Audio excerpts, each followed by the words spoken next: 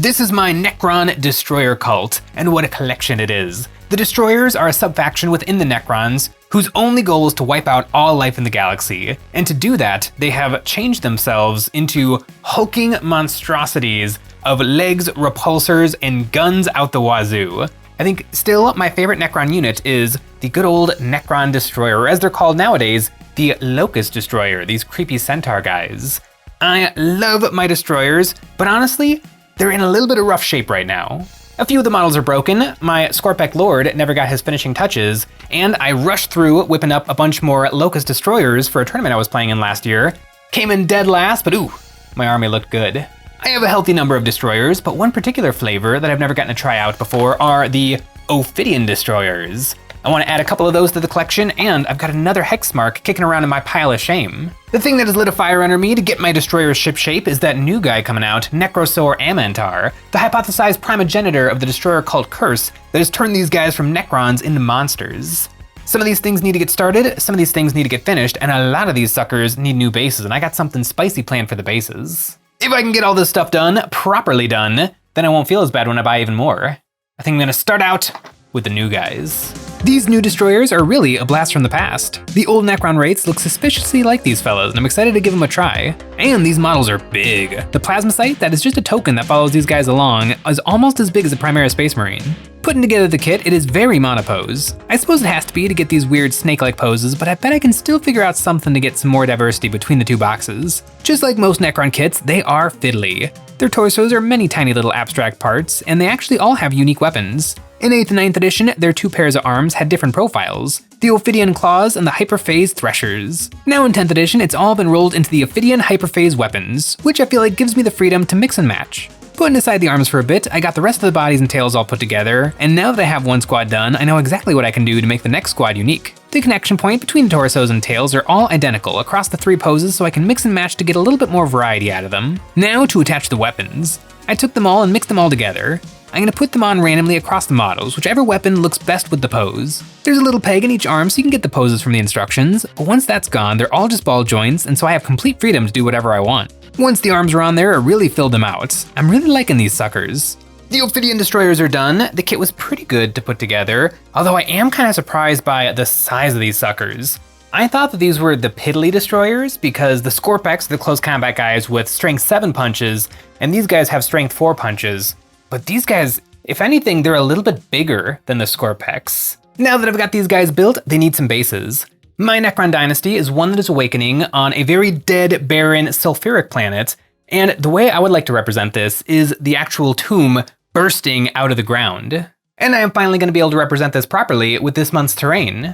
This mix of bits is our creation for this month, the Invaded City Bits Pack, a series of pieces to tell the story of an alien city awakening underneath an oblivious Gothic civilization and erupting out of the ground to conquer this unprepared society. It features some bits for filling in the flat sections of bases, many obelisks and pyramids, the power source of the alien technology, and a mix of alien and human flooring bits for showing the aliens taken over this previously owned territory. Also included are a series of Gothic arches, lamps, and structures now lying in ruin from this unexpected alien invasion. And speaking of invasion, no invasion would be complete without some little alien critters scuttling around. Look at these cute little fellas. This bits pack is available now on our website, EonsOfBattle.com, available physically printed for you and in STL form. These Ophidians will be the perfect thing for the more gothic-y bits. I can use the bits of rubble that are what's actually holding up these springy snake boys, and I prepared some Cobalt Keep 50mm bases and then got to work picking out some bits. I'm gonna glue these right to the bases, so I sanded the bottom smooth and then started gluing down some bits. I picked the pieces at random. I'm gonna stack the parts to get these fellas into the poses I want. I glued down each Ophidian so that they were floating above the base, and once they were there, I took some more parts and started stacking, putting on as many pieces as I could to really fill up the space. The Ophydian Destroyers spend most of their time in a different dimension, only slipping into real space for the moment of attack. Once I had these big old bases filled up, I need to create some sulfuric landscape intruding on this Gothic rubble. I used some 1/4 inch cork to fill in the bigger spots of exposed base, and then I mixed up some milliput for some fine tuning, shoving this into the bigger gaps and blending the cork and rubble into the ground so it all looks natural.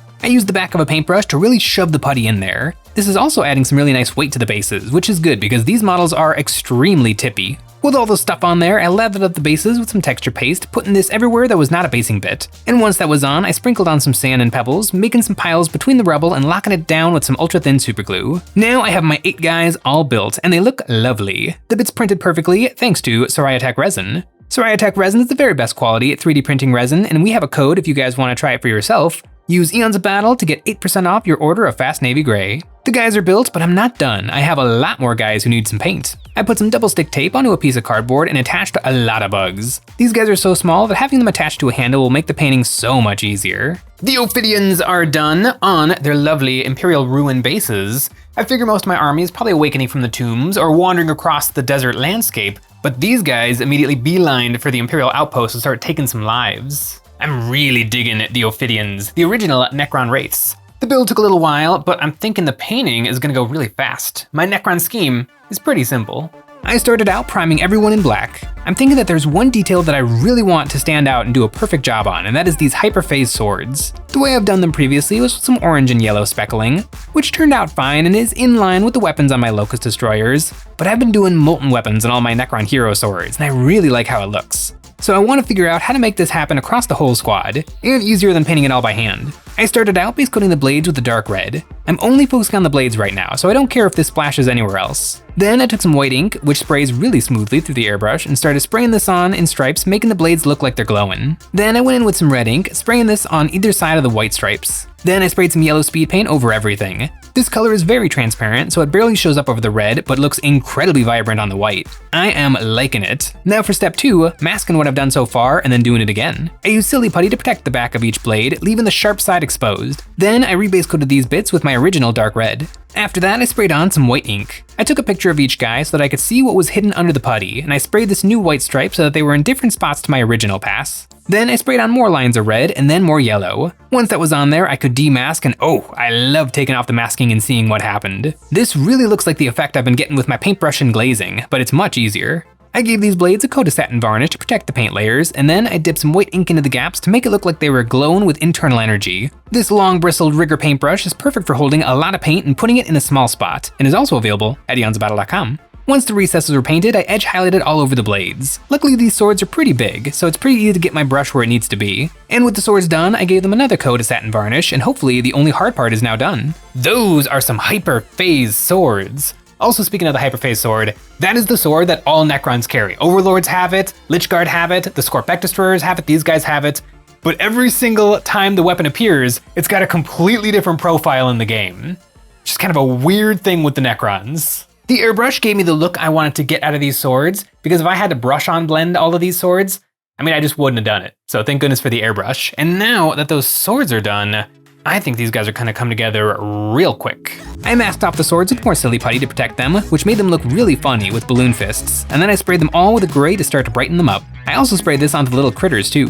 After that, I sprayed the models with a light gray from above as the zenithal. Now their bodies are brighter, I took some white paint and sponged this all over to make their bodies look chipped and weathered. Destroyers don't get as much attention to their armor from the cryptex, so they're probably more battered and broken than your average Necron. With the sponging on there, I sprayed a little bit more white paint onto their bodies to push the bright spots even brighter. This is how I like to do white armor, with a lot of contrast between the dark, almost black recesses and the perfect white of the topmost parts. I sprayed them all with a satin varnish, and now there's just a few things left. I demasked all the blades. I don't want to leave the silly putty on there for too long. Then I started picking out the details. Their Necron glyphs all got some coppery gold. And for the handles of their blades, I want these dark. I painted on some dark gray where the handles meet the blades, and then I put some black speed paint over the rest of the handles. Now to get some more contrast on their bodies. I thinned down a black wash and put this over the joints, tails, and the big ribs sticking out of their back. Then I gave these same spots a dry brushing to bring back some of that crispy white paint. The little tubes on their finger weapons got hit with some red paint, and I glazed on some yellow and orange for variety. Now for all the power balls. I sprayed these with a red ink, letting it spill onto the white to make it look like they're glowing. I hit these energy balls with some highlights. First with orange, then yellow, then glazes in between to smooth the blend, and then they were done, ready for a final satin varnish. Now for the bases. I want the rubble a nice cold blue-gray, so I mixed some desaturated blue with black and white to get a light gray and an almost white, and then I dry brushed all the rubble. This brought out the details nicely, and I airbrushed some warm yellow onto all the exposed sand. This is in preparation for my secret weapon, red pigment powder.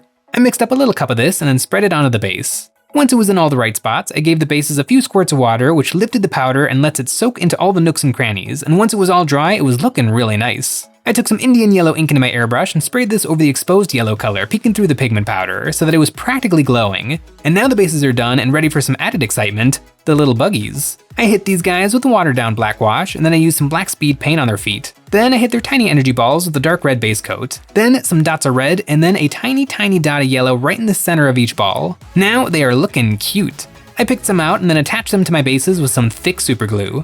I really like how they look, just some little fellows wandering over the ruins left by the Necron invasion. The Ophydian Destroyers. I'm kind of surprised it took me so long to get some of these guys, although they're very similar to Canoptic Wraiths, and I already have a bunch of Canoptic Wraiths, although these guys are a little bit different. They're not as tanky or as fighty as Canoptic Wraiths, although their swords have AP-2 damage 2, a very respectable stat line. If they charge it into some Space Marines, they probably won't wipe the squad, but they'll do some respectable damage, like 2 or 3 Space Marines are going down. The really fun thing about the Ophidians is their special ability. I forget what it's called, but it's effectively uppy downy. At the end of my opponent's turn, I can pick these guys up off the board, and then in my turn with their deep strike, I can put them back down on the board anywhere I want, more than 9 inches away from enemy units, which is a very, very powerful ability, and these guys are kinda cheap at 80 points. They're really, really interesting. While my Bruisier and Shootier Destroyer units are tangling with my opponent's army, these guys are going to be teleporting around the board, scoring me some secondaries, and occasionally tangling with something my opponent thought was safe. These destroyers will make a fine addition to my collection, but now it is time to work on something with even more arms. I already have a hexmark destroyer mostly painted. He's like 80% done. I just never managed to get the finishing touches applied. I can wrap them up while I'm working on his brother. I put this second destroyer together. This is a model where it is essential to follow the instructions. All these little tubes and arms are fiddly. I didn't fuss much with the pose. It would be really hard to reposition those tubes. But one thing I can do to make this guy a little different is reposition his head. I clipped off his noggin and then stuck it back on, looking up and in the other direction. Now I've got him done in 2 parts, and I think the base will let me know exactly how he should be posed. I installed a magnet into yet another 50mm base, and then stuck down some 1/2 inch cork and then another little layer. Then I went to my bits and I found some parts that I think will fit. I'm feeling a more toomy location for my hexmark. I carved up the cork to get my piece to fit, and then I used some thick superglue to stick on one piece, and I dremeled out the cork to make a little bit more room for the second. Then I added some hex tiles, running up from the tall piece of cork and overlapping with the other bits. I'm happy with my placement, and to blend it all together, I grabbed some wood filler putty and smeared it all over the cork, using my fingers to blend it into the resin and then wiping it off the details of the wet paper towel. I used a few swipes of a toothbrush to knock off even more, and then I covered up the flat spots with some wood glue and sprinkled on some small and coarse sand over these spots for more texture. Now that's a base my model can stand on, or it will once I get some holes drilled. I drilled some tiny holes into his little toes, and I stuck in some pegs, and I drilled opposite holes into the resin base. This is going to attach him pretty good, and I can paint him up separately. I pinned his body into his hips with some more pins so that I can get him angled just how I want him, and now he's ready for some paint. I primed everything in black and then gave him the same white recipe I did for my Ophidian Destroyers. Gray on him in the base, then a light gray which I also put on the base, then some sponging of white paint to make him look beat up, but for the base I decided to put this on with a dry brush so it's softer and cleaner. And then I put on a few puffs of white ink just hitting his head, shoulders, and the tops of his arms. Now I can pick out all his joints with a black wash, and once those are on, I thinned this wash even more and then I put it over the base. Then I hit all his many guns with the black paint, and I painted his tactical eye with some gold paint. Now for those tubes. I made myself up an assortment of colors from dark red to an almost white yellow, and I painted this on each tube like a candy corn. Then I went back and forth with all my other colors, glazing them over the in-between spots until I had some nice blends, starting dark at the ball and then ending up light yellow where they went into the guns. On his big old ball, I sprayed this and his hip balls with some red ink for some glow. And on each pistol, there's a little tube in the middle that I want to hit with white. This is where I stopped on the previous guy too, so I grabbed him and added this effect. Then I sprayed over the white with some yellow. Now that the guns are done, I moved back to his big ball, and I used the same candy corn colors to make it look like it's glowing, getting brighter and more yellow towards the top and being darker towards the bottom.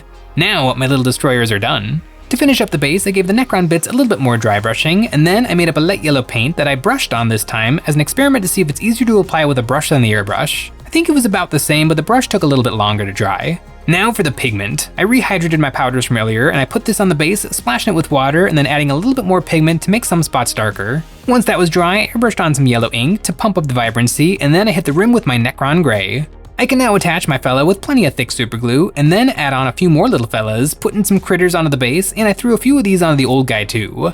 More members of my destroyer cult are finished. 2 Hexmark Destroyers, often affectionately nicknamed the Galactopus. These guys are character destroyers, but they're not epic heroes, so I can take both of these suckers in game. These are Necrons who have decided the best way for them to end all life in the galaxy is with their 6 shooters, which are hilariously 6 shots at strength 6. AP-2, damage only 1, it's not exceptional, although they have a fancy rule where they can free Overwatch at their full 2-up ballistic skill, so even though they don't do a ton of damage, they get to shoot a lot more often. Besides the shooting, I would say the real draw of these suckers is Lone Operative Deep Strike, and they're kinda tanky profiles. If there was ever anything annoying to chuck into the opponent's deployment zone turn 2 or 3, I would say it's these suckers. And now that these suckers are done, I need to work on finally finishing something that has been in my pile of shame for 6 years now. This is my Scorpek Destroyer Lord, and he's a big chunky monster. I never got around to finishing this fella, and I put him on an uncharacteristically flat base.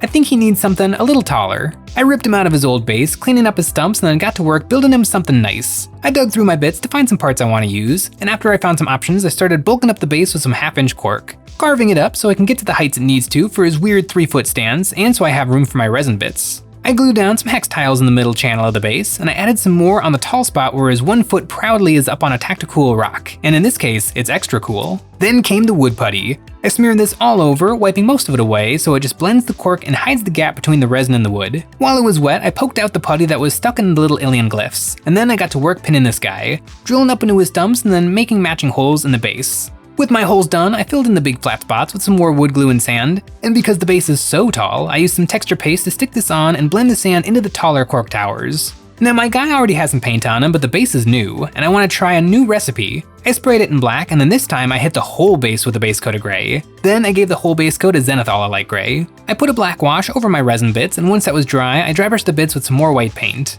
Now I can work on the sand. I airbrushed some of my light yellow over the sandy bits, which covered much better over the light gray than it did the black primer I did earlier. This base came together a little quicker than my previous ones. I lathered it up with some more pigment powder, fully saturating the ground, and then some spritz of water let the pigments flow off the raised surfaces into the cracks. After a dusting yellow, the base was done, ready for His Highness, eventually, because he needs some work. I've already got a lot of paint on him. I also put on a bunch of texture to make him look more beat up than my normal Necrons. I don't know if I love this texture, but I like it enough not to strip them and start over. I sponged on some white paint, which actually adds even more texture. And then I picked out his gold bits with some gold, and I washed these spots with some dark red speed paint. After dry brushing a light gold, these spots were done and I can move on to the weapons. I base coated these in a black speed paint, and I gave them a dry brushing of a cold gray, and then a light gray, and I put this on his back tubes too. For the energy glow of his gun, I airbrushed some red over the pipes, letting it spill onto the surrounding weapon. Then I hit just the tubes with a blast of white ink. Then I put some yellow speed paint over the white so that he has something nice and glowy, like his friends the hexmarks. Now onto that sword, the Hyperphase Harvester. Since it's just one sword, I can paint it with a brush. I used white paint to get my brightest spots, and then I took my candy corn colors and started layering these down in between, glazing back and forth until the transitions disappeared. Then I dripped more white paint in the cracks and did my edge highlights. Now he's getting close. I highlighted all of his balls just like on the hexmark destroyers. And for the energy tubes, I painted these like the hexmarks too. Just dark on each end and then yellow in the middle. Now this model that I bought on release years ago is finally ready to get attached to the base, and of course he also needs a few little critters running around between his feet. The Scorpek Destroyer Lord. This guy sitting in my collection half done for the last half of a decade has been an absolute eyesore, but now he is done up to the nines. A literal Lord of Death. It feels really good to finally get this guy out of the pile of shame. Now there's just a little bit more TLC, and then this army will be everything I have been wanting it to be. These Locust Heavy Destroyers got painted up at the same time as my Hexmark Destroyers, and similarly, never got their finishing touches. The big ol' extension cord under his Gauss Destructor got the energy treatment with my reds, oranges, and yellows. And his fancy targeting eye got hit with some gold paint, and I picked out the little cord in his eyeballs with some red and yellow. Then for his two big balls, I sprayed these with red, which looks incredibly vibrant, glowing on either side of him. And after some highlights to make these look molten, the finishing touches are finally done about a year since I bought them. I threw a couple little fellas onto the base, and then it was time to fix the one sad broken Scorpek. I think I broke this model during my first ever game of 10th edition, and it's getting fixed right before the end of 10th edition. I drilled up into his shoulder and into his arm, sticking in a peg and then gluing it together with plenty of super glue. I remember in 8th edition when all these new Destroyer minis were revealed, and it was really exciting to see my favorite model, the Locust Destroyer, get expanded into an entire sub-faction. I put some gray paint over the break to make it finally disappear, and my whole Destroyer cult is truly ready to shine. That is a lot of Destroyers, and they're all finally done, which means I currently have no Necron pile of shame. but it's not gonna stay like that for long.